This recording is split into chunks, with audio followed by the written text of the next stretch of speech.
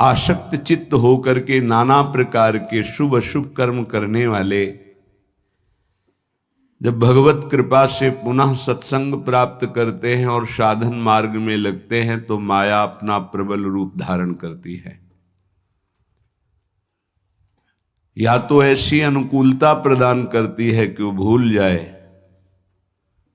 और या ऐसी प्रतिकूलता झोंक देती है कि उसको लगता है कुछ नाम जपने से नहीं, कुछ साधन करने से नहीं, दुख तो वैसे ही घेरे हुए है। धैर्य छूट जाता है और भगवत मार्ग से विमुख आचरण करने लगता है। इसलिए उपासक को बहुत सरल ढंग से समझना चाहिए कि पुरानी फसल यदि बाजरा बोई है और बाजरा की रोटी मिल रही तो अगली फसल गेहूं बो दिया तो कल ही नहीं रोटी बना लोगे।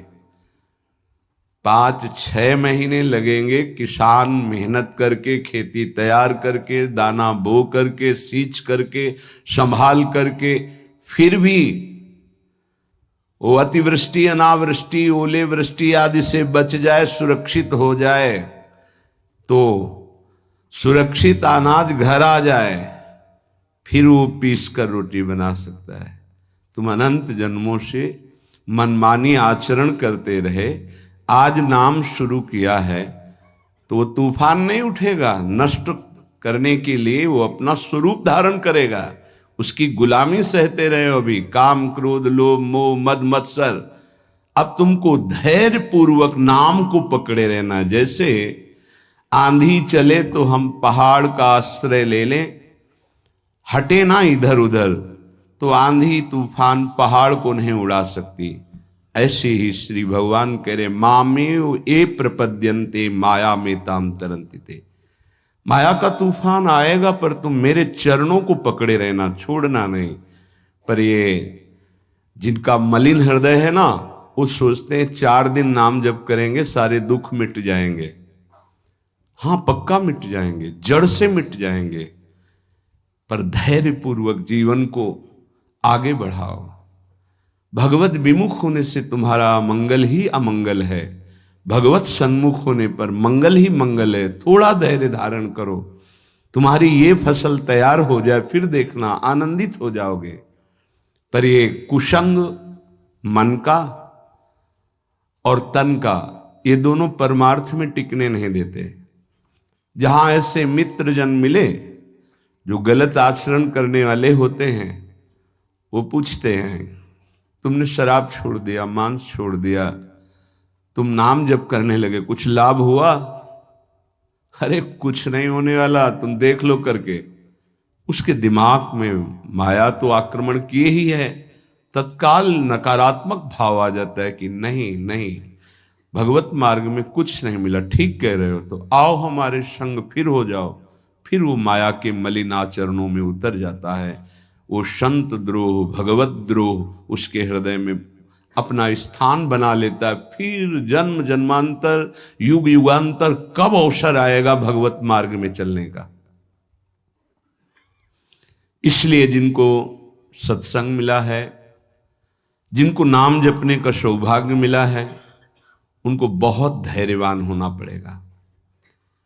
इसको ऐसे पकड़ना होगा कि जैसे हम बहुत बीमार हैं और इस औषधि के सिवा अब हमारा कोई रास्ता नहीं बचने का, अब हमको ये औषधि खानी ही है।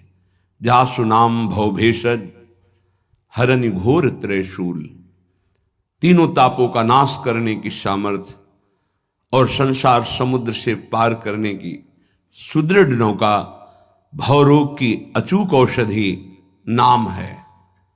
हमारा भाव बने न बने, भाव बिगड़ जाए, कोई बात नहीं, तुम नाम मत छोड़ना, हमारी प्रार्थना मानना, नहीं तो ये तूफान माया का आपको उड़ा ले जाएगा, परमार्थ में नहीं खड़ा होने देगा।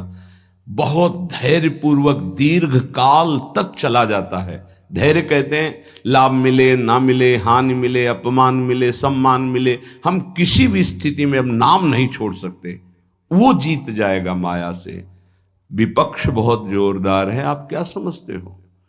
आप भगवान के अंश हो, ये भूल चुके हो, लेकिन वो नहीं भूली, वो भगवान की शक्ति है।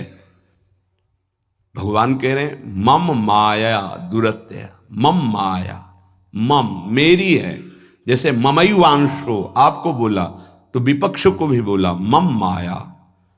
अब आपको सावधान करने के लिए भगवान ही संत गुरुदेव शास्त्र इस रूप में संबोधन करते हैं।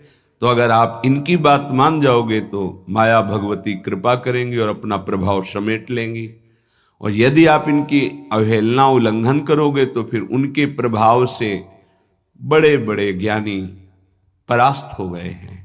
जो माया बहुबार नचावा, जास चरित को लख नहीं पावा, ऐसी विचित्र है, बहुत बहुत विचित्र।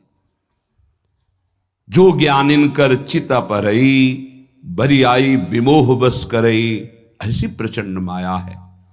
इसलिए जिनके कानों में आवाज पहुंच रही हो, हमारी प्रार्थना है, बहुत जन्मों से भटक रहे हैं, ये दुख सुख के प्रलोभन और भय में आकर के नाम न छोड़ दीजिए।